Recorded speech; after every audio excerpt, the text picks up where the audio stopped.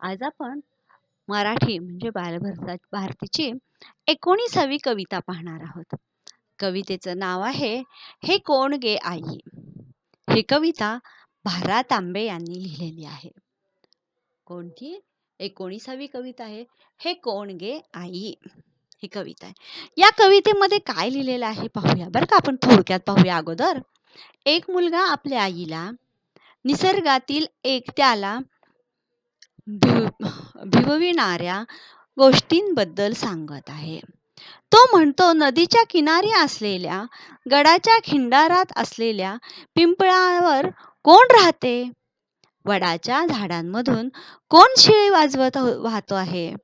मी धावताना माझ्या मागून माझा पाठलाग करीत कोण येत आहे? काय म्हणतोय मुलगा? मुलगा आपल्या आईला निसर्गातील त्याला भिवणाऱ्या गोष्टीबद्दल सांगत आहे. काय सांगतोय हा मुलगा? तर तो म्हणतो नदीच्या किनारी असलेल्या गडाच्या खिंडारात असलेल्या पिंपळावर कोण राहत आहे? वडाच्या झाडांमधून कोण शिळ वाजवत आहे? मी धावताना माझ्या मागून माझा पाठलाग करीत कोण येत आहे? खिंडार. खिंडार म्हणजे काय बाबा? विवर. बघा आता आपण बघूया. नदीच्या शेजारी गडाच्या खिंडारी झाडांच्या ओळीत वेळूच्या जाळीत दिवसा दुपारी जांभळी अंधारी मोडके देऊळ त्यावरी पिंपळ कोण गे त्या ठाई राहते आगे आई. काय म्हणते? नदीच्या शेजारी गडाच्या खिंडारी झाडांच्या ओळीत वेळूंच्या जाळीत. वेळू म्हणजे बांबू, जाळी म्हणजे बांबूची बेट. काय म्हणतो? आणि मग नंतर काय करतोय तो? एक लहान मुलगा आईला काय सांगत आहे? तर नदीच्या शेजारी एक किल्ला आहे. खिंडार म्हणजे विवर, किल्ला. त्या पडक्या जुन्या किल्ल्याच्या खिंडारात झाडांची रांग आहे. काय आहे तिथं? तो किल्ला आहे की नाही, किल्ल्याच्या खिंडारात एक झाडांची रांग आहे आणि तिथेच बांबूचे बेट आहे. तिथे एक जुने मोडके देऊळ आहे. पहा बर का. दिवसा दुपारी जांभळी अंधारी. काय आहे? किल्ल्याच्या खिंडारात झाडांची रांग आहे. मोडके देऊळ त्यावरी पिंपळ कोण गे त्या ठाई राहते गे आई. तिथेच बांबूचे बेट आहे. तिथे एक जुने मोडके देऊळ आहे. त्या देवळावर एक पिंपळाचे झाड आहे. भर दुपारी दिवसा ढवळ्या तिथे जांभळा गडद अंधार असतो. अशा त्या भयावह ठिकाणी कोण राहते? आई, अगं आई, हे मला सांग. काय म्हणतोय मुलगा? नदीच्या शेजारी एक किल्ला आहे. त्या पडक्या जुन्या किल्ल्याच्या खिंडारात झाडांची रांग आहे.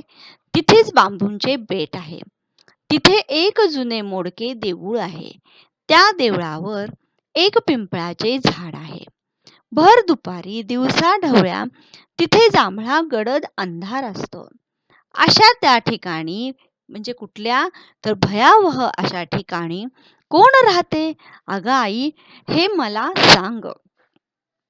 नदीच्या शेजारी गडाच्या खिंडारी झाडांच्या ओळीत वेळूंच्या जाळीत दिवसा दुपारी जांभळी अंधारी मोडके देऊळ त्यावरी पिंपळ कोण गे त्या ठाई राहते गे आई. आता बघूया. चिंचांच्या शेंड्यांना वडांच्या दाढ्यांना ओढोनी हालवी कोण गे पालवी. कोण गे जोराने मोठ्याने मोठ्याने शिळगे वाजवी पाखरा लाजवी. सारखी किती वेळ ऐकू येती ही शिळ. पहा काय म्हणतोय? अगं आई, चिंचेच्या शेंड्यांना आणि वडांच्या पारंब्यांना व पानांना ओढून कोण हलवत राहतो? तिथे मोठमोठ्याने जोरात पाखरांचा लाजवणारी शीळ कोण वाजवत आहे? कितीतरी वेळ एकसारखी ही शीळ मला का ऐकू येत आहे? ते सांग ना ग आई. पहा काय म्हणतोय तो मुलगा? अगं आई, चिंचेच्या झाडांना आणि वडाच्या पारंब्यांना व पानांना ओढून कोण हलवत राहतो? तिथे मोठमोठ्याने जोरात पाखरांना लाजवणारी शीळ कोण वाजवत आहे? कितीतरी वेळ एकसारखी ती शीळ मला का ऐकू येत आहे ते सांग. चिंचांच्या शेंड्यांना वडांच्या दाढ्यांना ओढोनी हलवी कोण गे पालवी. कोण गे जोराने मोठ्याने होठ्याने शिळगे वाजवी पाखरान लाजवी. सारखी किती वेळ ऐकू येती शिळ. आता पाहू पुढं. वाळली सोनेरी पाने गे चौफेरी मंडळ धरोनी नाचती ऐकोनी. किती मी पाहिले इतकेचे देखिले झाडांच्या सावल्या नदीत कापल्या. हाका मी मारल्या वाकोल्या ऐकल्या. काय केलंय? हाका मारल्या. वाकोल्या म्हणजे प्रतिसाद किंवा ध्वनी. कापल्या म्हणजे हालतात. सावल्या म्हणजे सावल्या. देखिले म्हणजे पाहिले. मंडल म्हणजे काय? फेर धरून गोल धरून. चौफेर म्हणजे चहू बाजूंना. पहा, झाडांची वाळलेली सोनेरी पाने झाडांभोवती चौफेर पसरली आहेत. हा पाचोळा फेर धरून झाडांभोवती नाचतो आहे. हे मी पाहत आहे. आई ग, मी इतकेच बघितले की झाडांची सावली नदीच्या पाण्यात थरथरते आहे. मी त्यांना हाका मारल्या. त्यांचा मला प्रतिध्वनी ऐकू आला. हे मी ऐकले. काय म्हणतोय मुलगा?